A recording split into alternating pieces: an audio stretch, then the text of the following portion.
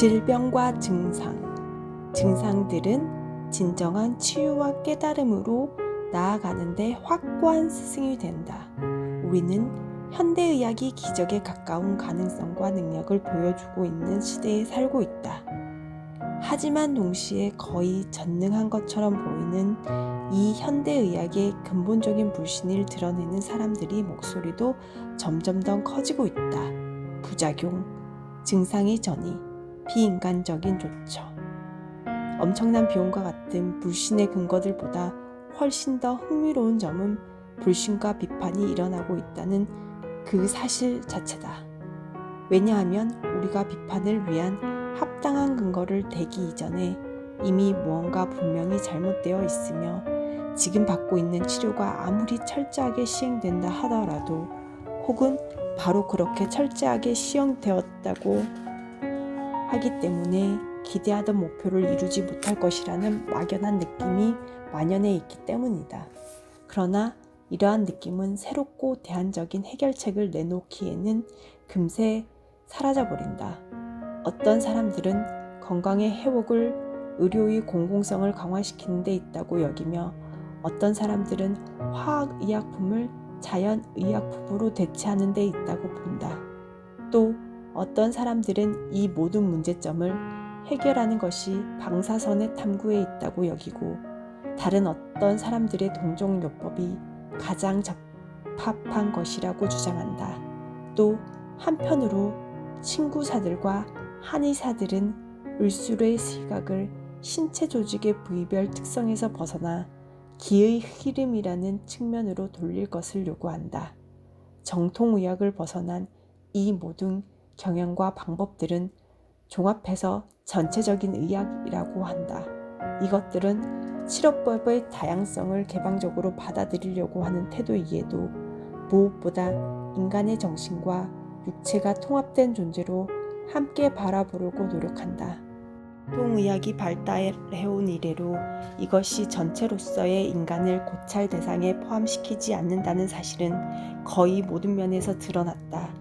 고도로 전문화되고 분석적인 방법이 의학 연구의 기본 개념이 되면서 세부적인 사항에 관해서는 지식이 늘어나고 정확해진 반면 전체성은 필연적으로 도외시되었다. 의학계에서 진행되어 온 활발한 논의와 움직임을 자세히 보면 그 경향이 각종 시술 방법과 작용에서 국한되어 있으며 기본 철학에 관해서는 대단히 소홀해 있다는 사실이 금방 눈에 띈다.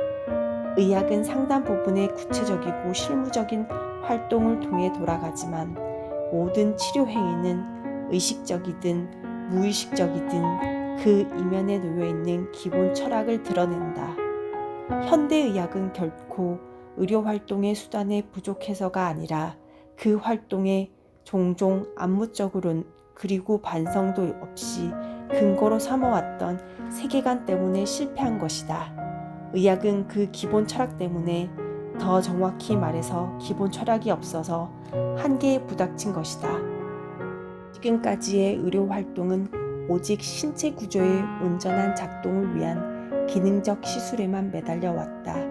지식과 몸이 함께 있는 인간 전체와 관련된 관점이 전혀 없었기 때문에 의학은 마침내 비인간적이라는 비판을 받게 되었다.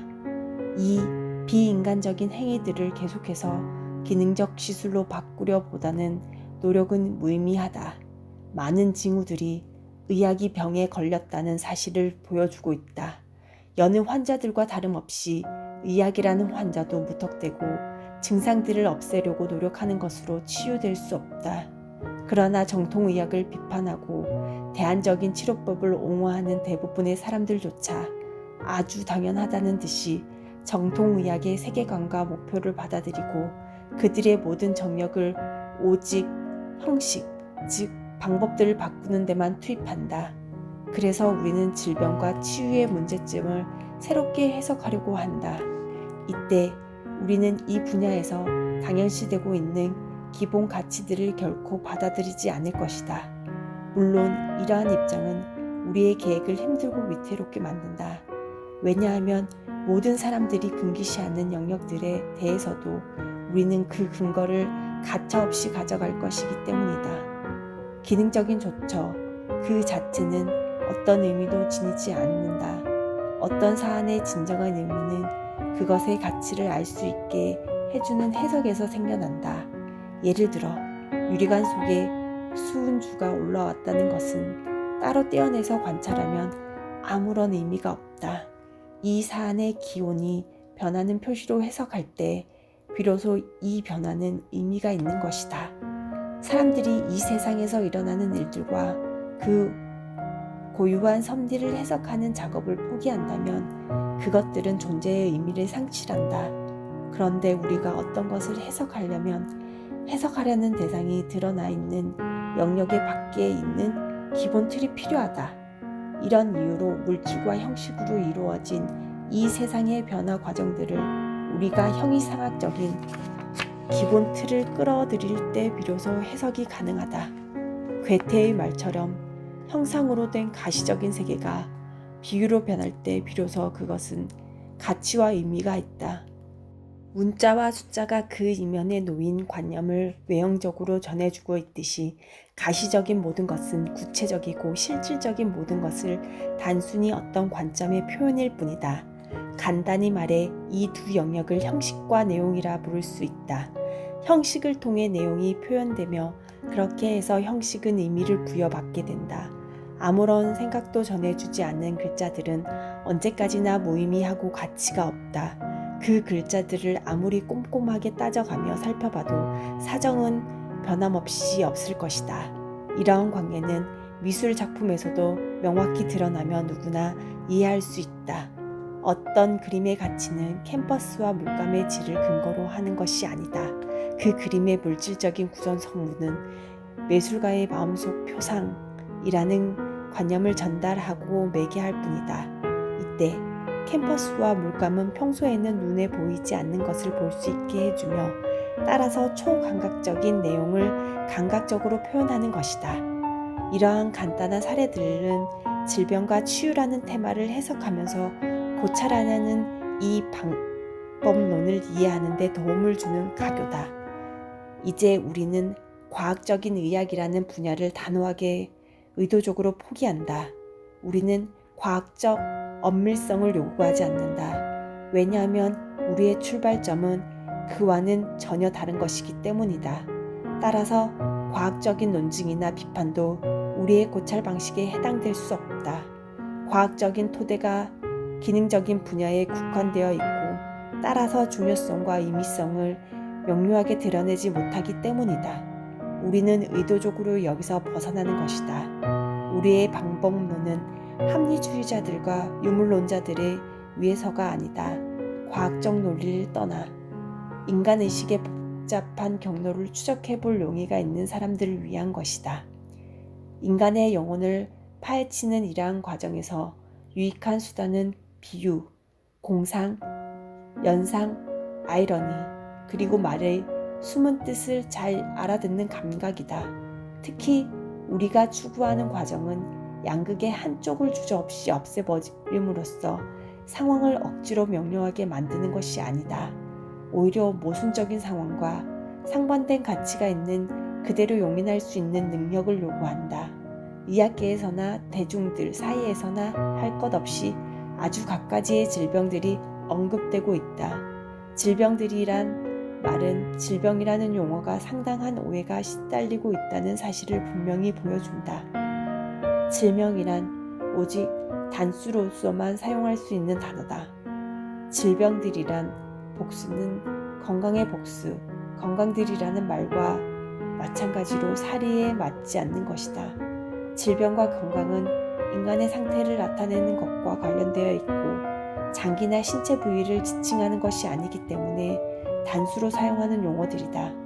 몸은 단순히 의식이 내보내는 정보들을 표출할 뿐이기 때문에 몸 그 자체는 어떤 경우에도 병들거나 건강하지 않다. 몸은 그 스스로 어떤 것도 내놓지 않는다. 이 사실은 시체를 관찰함으로써 확인할 수 있다. 살아있는 인간은 몸의 기능을 수행하는 것은 바로 정신과 원기라고 부르는 무형의 두 기관이 있기 때문이다. 이때 의식은 몸속에서 모습을 드러내는 정보라고 할 수 있다. 의식과 몸은 관계는 라디오 프로그램과 수신기와의 관계와 같다. 독자적이고 비물질적인 의식은 당연히 몸에서 만들어진 산물도 아니고 몸이라는 존재 기반에 의존하고 있지도 않다.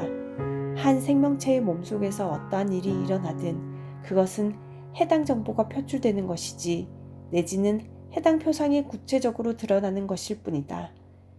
맥박과 심장이 규칙적으로 움직이고 체온이 일정한 수준을 유지하고 분비선들이 호르몬을 분비하며 항체들이 형성된다면 이 작동들은 물질 그 자체에서 설명될 수 있는 것이 아니다. 의식에서 내보내는 해당 정보들이 기인한 것이다. 여러 종류의 신체 기능들이 특정한 방식으로 상호작용을 하면 우리가 원활하다고 받아들이고 따라서 건강이라고 부르는 하나의 유형이 생겨난다. 어떤 기능이 제대로 발휘하지 않아 전체의 균형을 위협하면 우리는 그 상태를 질병이라 부른다. 따라서 질병은 조화가 무너지는 혹은 지금까지 균형을 유지하던 질서가 위태롭게 되는 것을 의미한다. 나중에 다른 관점에서 살펴보면 질병은 사실 균형을 복원시키는 것이다. 그러나 조화가 깨지는 것은 의식 속에서 정보의 측면에서 일어나는 것이며 몸 속에서는 단지 드러나기만 할 뿐이다. 그러므로 몸은 의식과 또한 의식 속에서 일어나는 모든 반응과 변화가 드러나는 영역 혹은 실현되는 영역이다. 전체 물질계가 이데아의 작동이 구체화되고 비유로 변하는 활동 무대가 불과하듯이 물질로 이루어진 몸과 이와 비슷하게 의식의 표상들이 표출되는 무대다. 그러므로 한 인간이 자신의 의식 속에서 균형을 잃게 되면 이것은 자신의 몸속에서 증상으로 경험할 수 있게 된다. 그러므로 몸이 병들었다고 주장하는 것은 잘못된 표현이다.